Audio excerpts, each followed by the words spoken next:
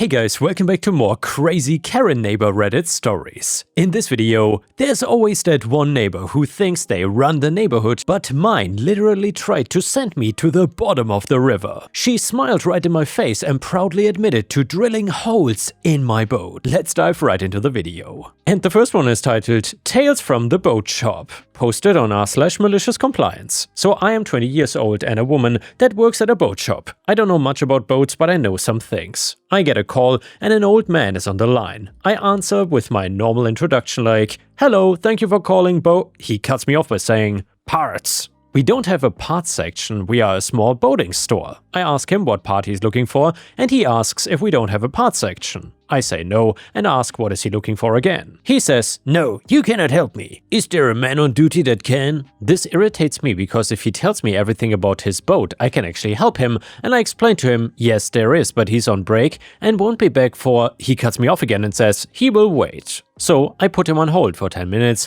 and he ends up hanging up on me. The guy comes into the store 20 minutes later and asks again if there's a guy here he can speak to. I tell him once again he's on break and won't be back for another hour. He then tries to tell me what he needs and I say, "I have no idea what you're talking about. Sorry, I don't think I can help you, sir."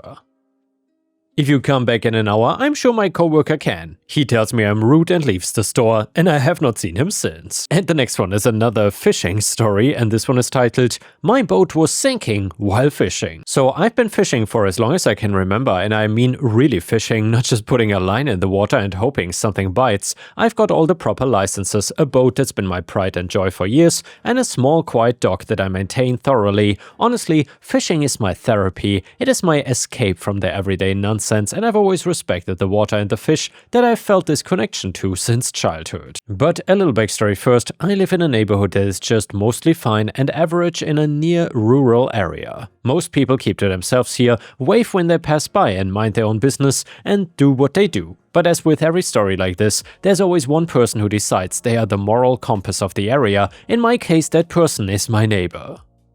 Yeah, the classic Karen basically, just a full-on nightmare for any sane person that does not want to put up with entitlement on a daily basis. And her wonderful new hobby? It was harassing me, apparently. It started harmlessly enough at first. She would peek over the fence whenever I was at my dock, giving me some nasty glares as I clenched my catch or rigged my lines. Eventually, she started lecturing me about animal rights and claiming that I was breaking the law by fishing despite me having all the legal paperwork. And I tried reasoning with her once, calmly explaining that I had all the licenses and that everything I did was perfectly legal, pointing at the official paperwork. She didn't listen though, and she didn't care. She just frowned even harder, calling me fake and saying something like, "I'll make sure everyone knows what a monster you are." At first I brushed it off. My neighbor is loud, dramatic and probably just lonely. There was really no need to rise to take the bait. Pun intended, I guess. I was a better person than that, or so I believed. But then it escalated, or rather, she escalated. She started calling local authorities, claiming I was overfishing, using illegal bait, and causing harm to wildlife. Every time the officers would check and leave after confirming everything I did was within the law, but still she didn't and wouldn't stop. She even left notes on my boat stuck in the ropes warning me that justice is coming. By the time the big incident happened, I was already on edge. It was a Saturday morning, one of the first calm, clear days of spring, a day that was just perfect for fishing. I loaded up my boat with gear, bait and a cooler full of snacks and I took off down the river. The sun was shining, the water was calm, and everything felt right for a great day doing what I loved most. I was thinking about some of the big bass that I'd been eyeing for weeks when I noticed something weird. I noticed a slow leak in my boat. At first I thought it was from a neglected seal or a minor crack that I hadn't noticed before, and I tried to ignore it, figuring I could patch it when I got back. But then the water kept creeping in faster, and by the time I realized the real emergency I was gonna have to deal with, I was already having to splash out water just to keep the boat stable. I radioed a friend to come help because at that point I was starting to panic. With the help of my friend I made it back to the dock, soaking and frustrated. My first thought was that it was some intense bad luck or something, or maybe a stray branch or a collision I had not even noticed. But once I climbed out and started inspecting the hull of the boat, my stomach dropped. There were perfectly drilled holes in the bottom of my boat, carefully placed in corners that had been hard to see during the brief inspections I always give my boat. They were small enough that the water had entered slowly but deliberately, small enough but neat enough to tell that someone had done this on purpose. My first reaction was disbelief. I mean, who in their right mind would sabotage my boat? What if something had gone terribly wrong and I had died in an accident before someone could reach me, and then the memory of my neighbor's constant surveillance and her threats popped into my head? I didn't want to believe it, but all signs pointed to her, so I went around the neighborhood quietly asking other neighbors if they had seen anything unusual, and that is when things started to click.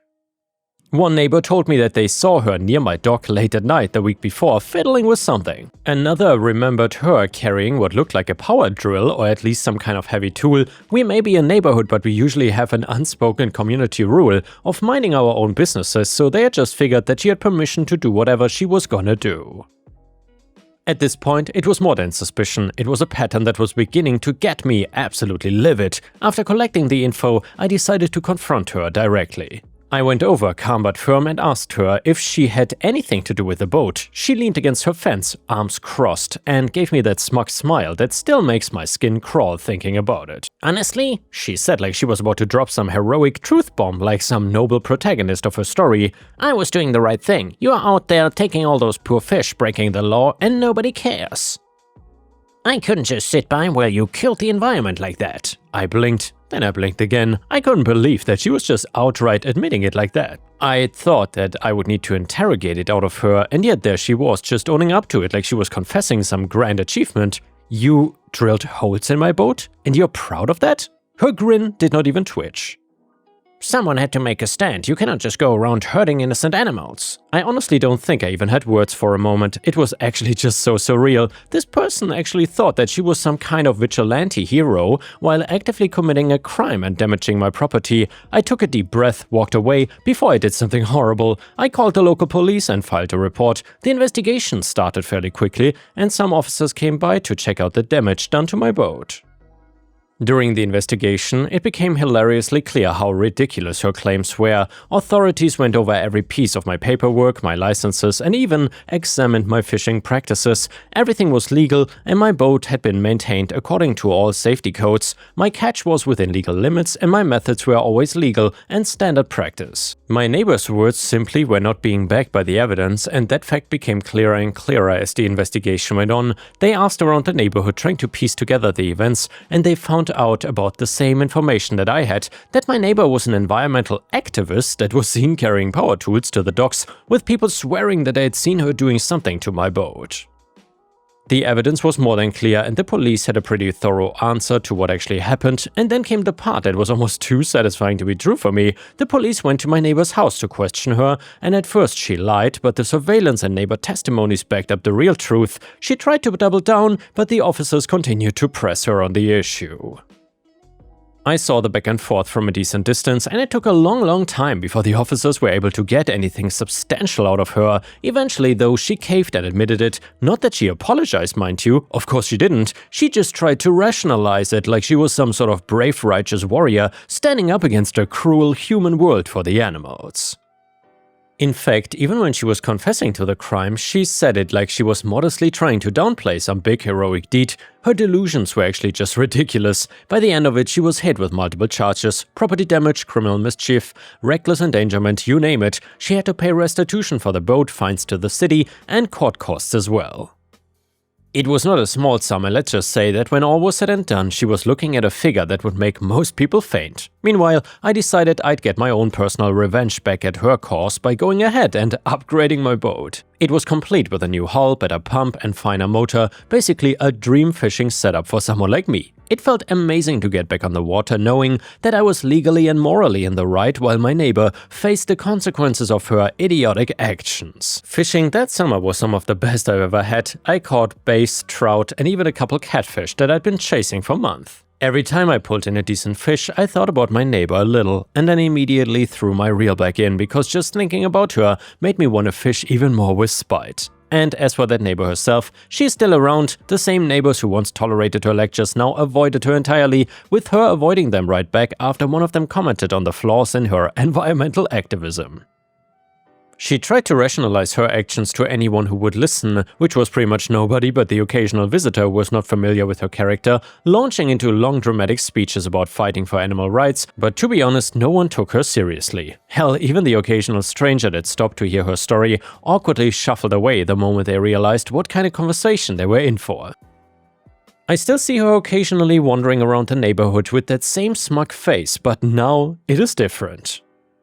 The only reason she has not moved out yet is likely because she simply does not have the means to, after all of those fines she got. She still shoots me glares from time to time, but that's fine, I don't even get annoyed anymore. She is harmless now in the sense that her power has evaporated. She is bankrupt, embarrassed, and frankly, kind of irrelevant. Nobody cares to listen to her talk now, none of the other neighbors are willing to put up with her, especially not now after she's been caught in a court of law, and as the weeks go by, I can tell that she is lonelier than ever. It's a little sad to watch, but in the end, that's just the consequences of her own actions. Maybe, in the future if she comes to apologize sincerely for her actions, I might be willing to extend a hand to help, but as for now, she is still entitled, selfish, and critically judgmental, and that's not something any of us are gonna put up with anymore. As for me, I'm now enjoying my fishing life. When I'm out on the water, there's this quiet peace, a peace that's been enhanced by the fact that I know that my neighbor would never dare to pull a crazy stunt again. The boat doesn't leak, the fish bite reliably, and I don't have to look over my shoulder for a crazed self-proclaimed vigilante. The next one is titled, Let You Use the Can? Yes, sir. So I'm obligated to inform all concerned that this is not my story, it is secondhand from my dad. He is a 20-year retiree of the US Navy. The important characters are my dad and new officers. For those who are not aware,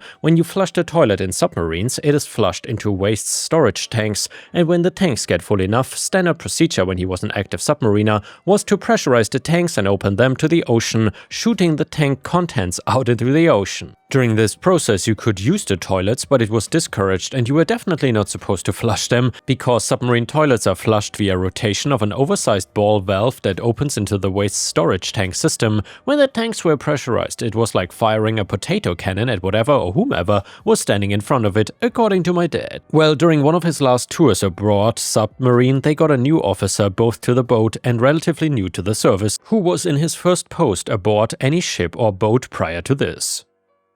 My dad said new guy was decent most of the time, but had his moments. The first time they had to pressurize and vent the waste tanks, Dad was one of the engineering crew aboard ship, making sure all the toilets and other related valves were in the correct position, putting up chains across the toilet doorways, generally prepping for cleaning, and he's put up the toilet chains and they are just about to pressure on the tanks and will then start to vent, and up comes new guy to use the toilet. Dad says he started to warn the new guy about the waste tank cleaning, but the new guy was actually having none of it. He told Dad to shut his mouth and clear out of the way, emergency apparently. In true malicious compliance style, my dad stepped aside, said nothing, and allowed the new guy to use the toilet. My dad said that a couple minutes later he and other nearby crew heard the thumping loud discharge of what sounds like a cannon. Everyone charged into the toilet and found the new guy mud mask style plastered with his own crap. It's all over his face, visible up in his nostrils, unconscious on the floor. The corpseman on board later reported at the bar after they got back that he had to clean pretty intensely. Under the guy's eyelids, in his mouth and up into his gum lines a little bit, etc. The new guy earned a nickname behind his back and paid a bit more attention to what people had to say to him after that. Edit, several requests later, if I remember correctly, the guy's last name was something along the lines of Schlitzberger, and crew just dropped the L and the Z in his last name. And yeah guys, that's very creative. And the next one is another fantastic HOA story that you don't want to miss. It is titled, My HOA's one employee hate crimed me, the board thinks an apology will do. And by the way, if you still enjoy the HOA stories, please don't forget to subscribe to the channel, because that would help me tremendously. So in September, a man was digging something on the edge of my 6-acre property in rural Wisconsin state, about 20 feet in, near the road. I approached him in a friendly manner, thinking that he was one of the shed guys coming to install my new sheds. I called out as I approached, "Hey there, who are you with?" And he literally started yelling at me. He screamed that it was none of my business. I was very confused since it was my own property, so I said that and kept asking who he was. He kept screaming nonsensical things. I thought he was on drugs. Finally, after 5 minutes of this man screaming, a woman called out from the road, "He's the caretaker!" At this point I was upset and I yelled at the man, "You're the caretaker? You cannot talk to me like that, who do you think you are? I've been living here and have owned it for 5 years." The man started off towards the house, screaming my partner's name at the top of his lungs. They were with Zoom clients, so I followed him, keeping a 20-foot distance. I said, "I'm the homeowner, not partner's name. They are busy, talk to me." He then yelled, "Liar, the homeowner is woman's name." I laughed and said, "I am woman's name. I'm trans, but I have not changed my name yet." Note that I'm a very small petite trans man with a full beard. This guy is a giant and about 300 pounds, very brawny. It took a moment for him to dumbfoundedly compute what I was saying. It was like watching gears click into place. He exploded, screaming in rage, and started to chase after me, waving the heavy long metal rod he was holding. I later found out it was something to do with the water meter. He kept screaming, "You idiot, you damn idiot," over and over. This went on for at least 5 minutes, him pursuing me all around my large wooded yard and driveway, and I genuinely think he would have hurt me if a guy logging the dead wood at the perimeter of my property had not run over to stop him. He knew him. The guy was walked off by his wife and the logger, but not before calling me a homophobic F-slur several more times and threatening to turn off my meters. I was shaking at this point. I had done nothing to this guy. We contacted the board and said that we wanted to make a police report. The board president urged me not to and said if I did, it put me and the whole community in danger from this guy. The board president acknowledged the guy's history of fights with guests of the community, but said that he had never used slurs or been violent. He promised it was a near certainty that he'd be fired. I have this all recorded and told him that I was recording from the outset. Instead of firing him, they hired an investigator who I provided with video of the aftermath discussion with the caretaker's wife and board president call. Now the board says that they are taking personnel actions, I guess, and offered me a written apology. Meanwhile, my partner and I broke up, and I have not been able to return out of fear for my safety. The whole Trumper community now knows that I'm trans. I heard my trash cans were strewn everywhere, and my generator stopped working. To be clear, the caretaker is the sole HOA employee, the community pays his salary and provides him a free home on the property. Thank you, useless HOA, now I pay my hate crimer to live in a place that I can. And now let's move on to the next story. It starts like this. So for context, I'm a mechanical engineer who bought a house in an upscale development in suburban Atlanta about 2 years ago. The neighborhood is nice, if a bit stuffy, with the usual HOA rules about lawn maintenance and house colors. I've always followed the rules to the letter and never had any issues until now. Last month I finally finished installing a custom swimming pool in my backyard. I did everything by the book. I got HOA approval for the design, pulled all the proper permits and hired licensed contractors. The pool has all the required safety features, including a fence that meets local code.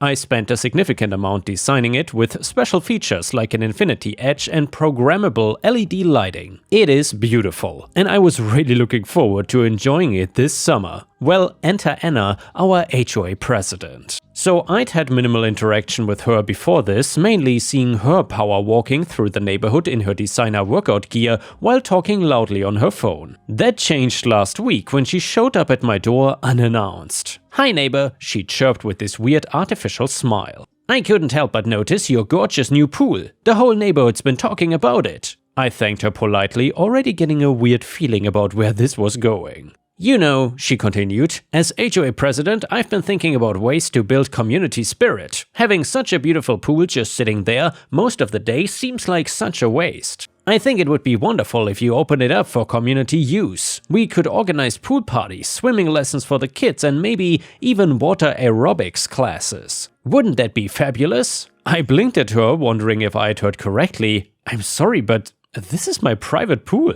I designed and paid for it myself. It's not a community amenity." Her smile flickered for a second before returning, even more forced than before. "Oh, but as HOA president, I have certain discretionary powers when it comes to community resources. I'm sure we could work something out. Maybe a small monthly contribution to the HOA maintenance fund could help smooth things over." Was she seriously trying to extort me here? "Well, I appreciate the suggestion," I said firmly, "but my answer is no. The pool is private property and I'm not interested in sharing it." That's when her facade cracked completely, her face turned red and she jabbed her finger at me. "Listen here, you selfish little man. Do you know who I am? I have connections all over this county. The HOA bylaws give me broad authority to act for the community's benefit, and I'm telling you, this pool needs to be shared. Don't make this difficult for yourself." I shut the door in her face. Maybe not the most diplomatic move, but I was done with the conversation. Well, that is when things got crazy. Over the next few days I started finding printed copies of random HOA bylaws in my mailbox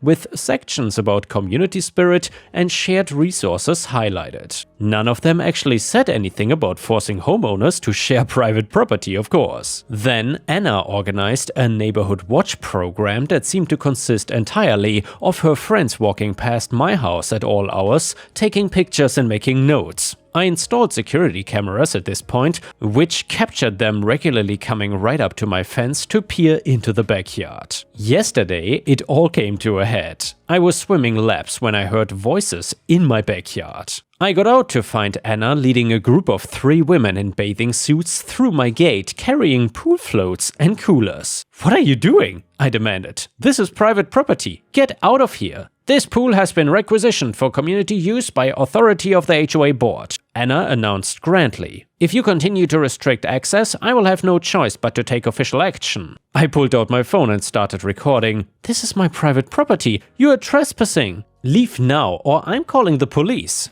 "Go ahead," she screeched. "I'm calling them myself. We will see what they have to say about you hoarding community resources." And yeah, she actually did it. She called 911 and reported me for illegally restricting access to neighborhood amenities and creating a so-called hostile environment. Her performance when the police arrived was something else, crying about how I was destroying neighborhood unity and endangering children by denying them access to their pool. Thankfully, I had security footage of her trespassing, copies of all her threatening notes and documentation showing the pool was permitted as a private residence feature. The officers quickly understood what was really going on and warned her about making more false police reports. Well, now she is sending emails to the entire neighborhood about how I am under investigation and warning people not to associate with me. I'm worried about what she might try next and want to protect myself legally. Important details just to sum up, I have copies of all HOA documents including the bylaws, all pool permits and approvals are in order, I have security footage of multiple trespassing incidents, and I have copies of all her written communications. The false police report is documented too. What is my best course of action here? Should I be proactively doing anything to protect myself? Can I take legal action to stop her harassment? Thanks in advance for any advice. And yeah, Ripestars, I'm curious, if you would be in this situation, what would you have done? Would you have already hired a lawyer, or would you have taken things slowly? And by the way, I'm also curious, are you still interested in r/legal advice? To be honest, this is actually one of the subreddits that kind of built up my channel, because a lot of my old, most popular videos are from this subreddit.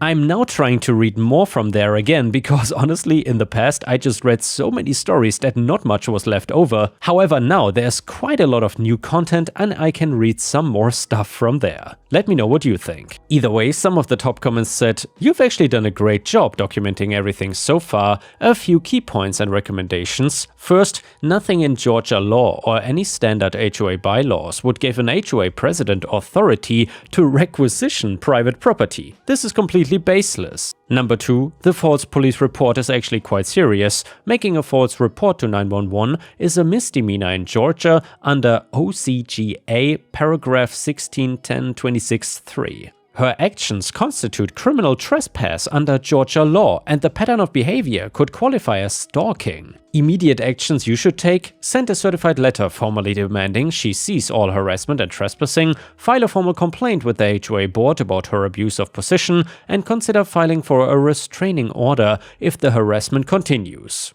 Also, contact your homeowner's insurance to make sure that you're properly covered in case she or her friends try to use the pool and get injured or something. Document everything going forward, keep backing up those security recordings. And yeah guys, seriously, that is one of the worst things when it comes to people trespassing on your property and potentially using your pool. If they get injured or something, then you are liable and you could get in deep trouble, especially if children are involved or whatever, which would make it even worse. Another person said, HOA board member here, your president is way out of line and likely violating multiple provisions of your HOA's governing documents. Most HOAs have removal procedures for board members who abuse their position. Request a copy of these procedures and gather support from other homeowners. Her behavior is a massive liability risk for the HOA. No board wants a president who's making false police reports and trying to seize private property.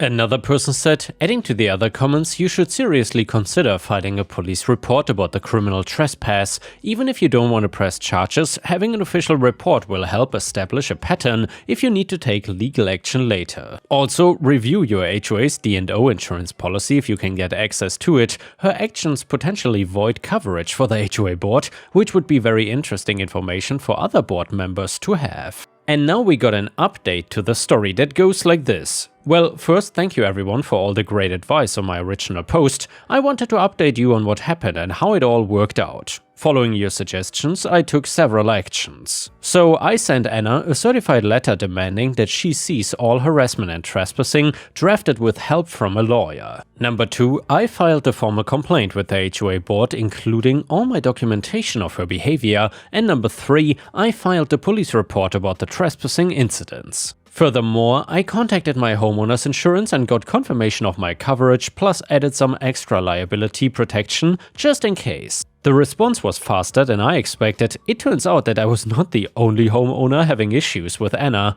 After receiving my formal complaint, other board members called an emergency meeting. Several other residents came forward with their own stories of Anna's abuse of power, though apparently I was the first to do so thoroughly document everything. The meeting was intense. Anna showed up with a thick binder she claimed contains evidence of various violations I had committed, but when pressed to show specific bylaws I had violated, she could only sputter about community spirit and selfish behavior. Meanwhile, I presented clear video evidence of her trespassing, copies of her threatening messages, and documentation of the false police report. The real turning point came when I highlighted a specific clause in our HOA bylaws about board member conduct. It turns out that any board member whose actions create legal liability for the HOA can be immediately removed. When I pointed out that making false police reports and attempting to seize private property opened the HOA to significant liability, the other board members perked up real quick. The board voted 6-1, guess who was the one,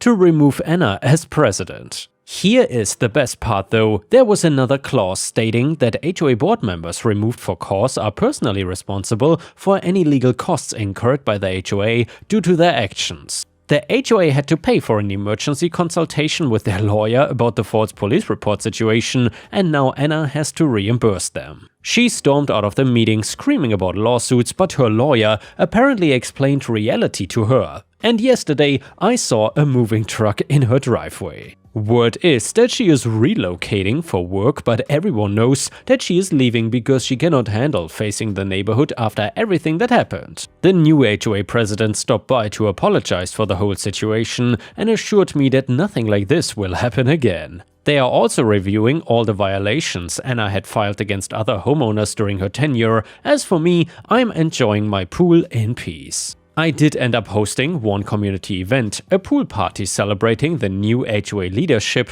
Anna's replacement is a retired judge who seems to actually understand things like private property rights and due process. Thanks again for all the advice though. Remember to document everything, know your rights, and don't let anyone bully you, even if they are an HOA president. Edit, since several people asked, yes, I did file for a restraining order, but it became moot once she decided to move. Also, the police decided not to go further for the false report since she's leaving the area, and I'm fine with that outcome. And the next one is a petty revenge story, and it is titled, My ex-boss taught me about responsibility, so I returned the favor. So I had a boss for 5 years, we will call her Jay. I worked with young children with disabilities, and some of the issues I had with Jay ranged from minor problems like never responding to emails, not providing basic necessities which our program was supposed to provide, to major issues such as accusing me of breaking student iPads, repeatedly asking me to do illegal things, not responding to child abuse complaints, laughing at me when I shared shared how concerned I was about some of this